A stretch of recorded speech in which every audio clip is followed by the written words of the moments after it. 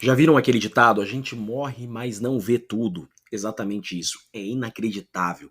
Moraes nega pedido de Felipe Martins para que Carlos e Eduardo Bolsonaro sejam testemunhas em investigação do golpe.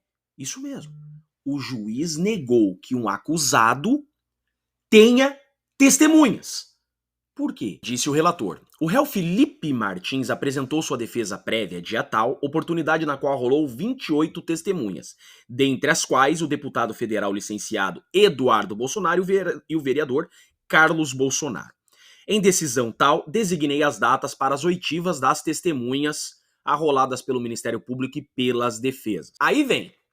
O deputado federal licenciado Eduardo Bolsonaro está sendo investigado nos autos tais por suposta prática dos crimes previstos. Olha só, aqui ele já diz que Eduardo Bolsonaro já está sendo perseguido por crime contra a democracia. Olha só o que eles estão arrumando para Eduardo Bolsonaro. O vereador Carlos Bolsonaro foi indiciado nos autos tais, chamado de ABIN paralela. Investigação conexa a essa ação penal. Todas as investigações são conexas. Ambos também são filhos de um dos investigados em ação penal conexa. Portanto, não podem ser ouvidos como testemunha. Pera lá, olha só que raciocínio maluco. Eles só não poderiam ser testemunhas aqui se eles fossem réus nesse processo. Eles não são réus nesse processo em específico. Um réu, um acusado, não pode ser acusado e testemunha. Agora, se estão sendo investigados em outro processo, se estão sendo acusados em outro processo, isso não cabe ao juiz dizer se podem ou não ser testemunhas. Por quê? Porque a Constituição Federal diz no seu artigo 5º, inciso 55, que aos litigantes em processo judicial ou administrativo e aos acusados em geral são assegurados o contraditório e a ampla defesa. O que significa isso? Ampla defesa. O acusado poderá utilizar todas as provas lícitas a seu favor. Ou seja, é o acusado que decide quem serão suas testemunhas. Carlos e Eduardo só não poderiam ser testemunhas se fossem réus nesse processo, juntos com o Felipe Martins. Mas não o são. Se são investigados em outro processo, o juiz não pode impedir, não pode negar que eles sejam testemunhas do Felipe Martins. Agora, eles, Carlos e Eduardo Bolsonaro, quando estiverem sendo ouvidos, eles podem exercer o direito ao silêncio a ponto que não quiserem responder, ou a ponto que diga respeito à investigação que eles estão sendo investigados. Entende? Por exemplo, o Carlos e o Eduardo são testemunhas do Felipe Martins. E o podem. Perfeito. Aí, o Procurador-Geral da República, por exemplo, faz uma pergunta a eles que diz respeito a fatos que o acusam.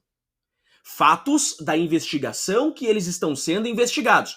Eles podem, naquele momento, como testemunhas, olhar para o juiz e dizer: nesse ponto, vou exercer o direito ao silêncio porque ninguém é obrigado a se autoincriminar. Nesse ponto, como essa pergunta pode me incriminar, eu vou exercer o direito ao silêncio. Então é completamente distinto o raciocínio que o juiz tem que fazer aqui. Ele tinha que deferir Carlos e Eduardo Bolsonaro como testemunhas e, na decisão, assegurar às testemunhas o direito ao silêncio a pontos que os incriminem. O juiz deveria, na decisão, fazer constar expressamente que as testemunhas não estão compromissadas a dizer a verdade, podem ser ouvidas como informante, por exemplo, isso poderia fazer, e deveria constar que, como são investigados em fatos conexos, poderão exercer o direito ao silêncio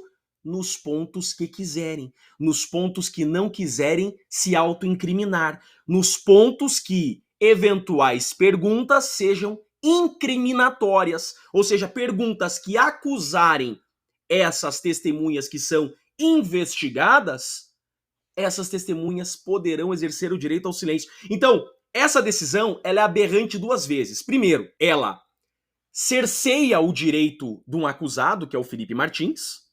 Segundo, ela faz imputações criminais a pessoas ainda investigadas.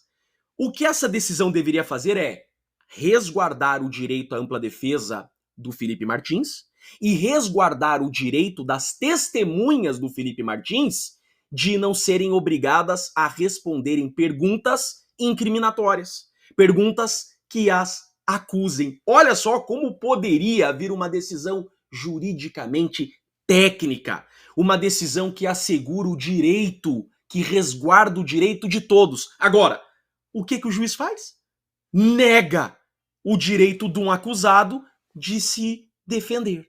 Que absurdo! Violação evidente à ampla defesa, ao contraditório, uma decisão juridicamente equivocada, conforme mostrei aqui para vocês. Por óbvio, tem muita coisa por trás disso, para além do direito. Sabemos que de jurídico não tem muito. Esse processo é, obviamente, muito mais político.